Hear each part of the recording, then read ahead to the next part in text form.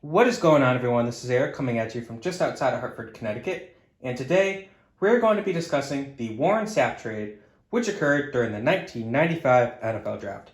Before we start discussing the trade, let's look at the backstory. So the night before the 1995 NFL Draft, a few reports came out that top prospect Warren Sapp had failed multiple drug tests. While these reports were false, teams decided to pass on him to avoid the possible headache of these reports being true, and then you have to deal with him getting suspended multiple times during his career. One of the teams that elected to pass on Warren Sapp was the Philadelphia Eagles, who had their eyes set on a combine superstar in Mike Mamula. Now, in order to get Mamula, they needed to trade up.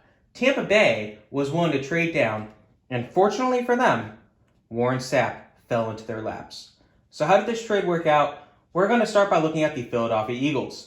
Now, the Eagles got a pair of picks here, the first of which was the 7th overall selection, which they would use to select defensive end Mike Mamula. Now, Mamula was a combine superstar. What he did is he kind of looked at everything, and he had a decent college career. He was projected to be like a late first, early to mid second round pick, but he started working out for the combine stuff. He's like, okay, every year the combine has you do multiple reps. You know, how many bench press reps can you do? How fast can you run? Your 40 speed, that's all you had to work on. So he worked on these particular skills, and he excelled. He was among the top for all these stats, and the Eagles kind of said, all right, you know what? He tested very well in the combine. Maybe Boston College University wasn't the greatest, skill for him.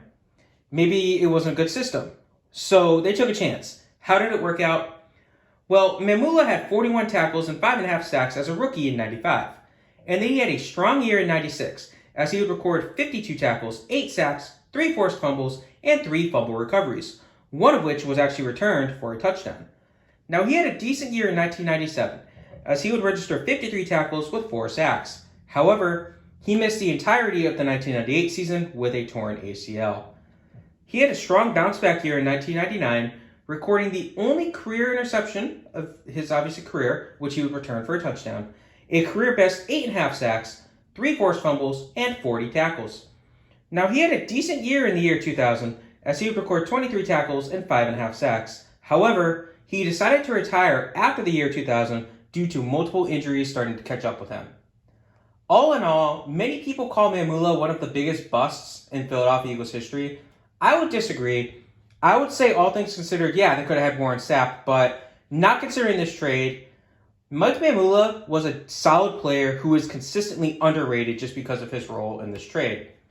Now, the Eagles also got the 72nd overall pick in this draft, which they would use to select defensive end Greg Jefferson. So Jefferson would appear in 14 games over his 2 years as a backup in Philadelphia. In that time, he would record 2.5 sacks and 24 tackles. Now, he would end up actually taking over the starting job in 1997, and he ended that year with 3 sacks. Now, in 98, with Mamula out, he stepped up a little bit, recording 42 tackles and 4 sacks. And in 1999, he had 49 tackles and 4 sacks. But after that, he walked as a free agent. So next we have the Tampa Bay Buccaneers. And like I said beforehand, they got Warren Sapp with the 12th overall pick. Now, the defensive tackle, so they essentially converted him from D end to D tackle just because he fit that scheme better. And he had a solid rookie year. He would record 27 tackles, 3 sacks, and 1 interception, which was recorded for a pick 6, despite only having 8 starts. Now in 96, he would actually have 51 tackles and 9 sacks, but he had his true first breakout season in 1997, as he ended that year with 58 tackles, 10.5 sacks, and 3 forced fumbles. By 1998, teams began to focus their game plan on slowing down and hopefully stopping Sapp. He ended that campaign with 45 tackles and 7 sacks. In 1999, Sapp recorded a career-high 4 forced fumbles. He also had 41 tackles and 12.5 sacks. In the year 2000, he recorded a career-best 16.5 sacks, which is very impressive for a defensive tackle. Now, he added 52 tackles and 1 forced fumble over that year as well. Now, the double teams did start to slow Sapp in 2001, as he ended the year with quote-unquote only 6 sacks and 36 tackles. But he rebounded in 2002, as he ended that season with 52 tackles, 7.5 sacks, and a pair of interceptions. he had 5 tackles and 1.5 sacks during the playoff run as the team would go on to win Super Bowl 37. Now, he played well in 2003, recording 5 sacks, 44 tackles, and 2 forced fumbles. However, he would walk after the season. Over 9 years with the Buccaneers, Sapp recorded 406 tackles, 77 sacks, 15 forced fumbles, 9 fumble recoveries, and 3 interceptions, one of which was a pick 6.